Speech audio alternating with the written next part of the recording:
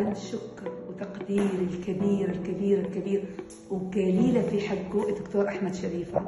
طبعا بصراحة أنا كنت متخوفة على إنه بنتي عملت عنده، كان من أروع الأمور ما شاء الله تبارك الله، من طاقم من دكتور. فلما دخلت غرفة العمليات صراحة كنت متخوفة لدرجة إني كنت بطلع من الخوف، لكن بصراحة كان بالنسبة لي ولد، بالنسبة لعمري إنه هو ولد.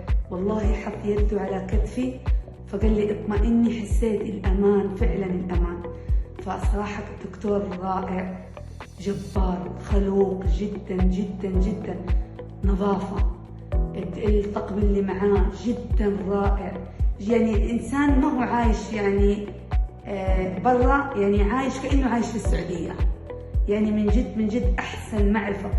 يكون في علمك، يعني أنا قبل ما أقول ذا الكلام أنا مستخيرة، وفعلا ربي سهل جميع الأمور للدكتور أحمد شريفة.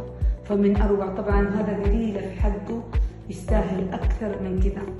له الطقم الطبي بصراحة اللي معاه من أروع الطقم، منه أنظف وأرقى يعني تعامل جدا ممتاز.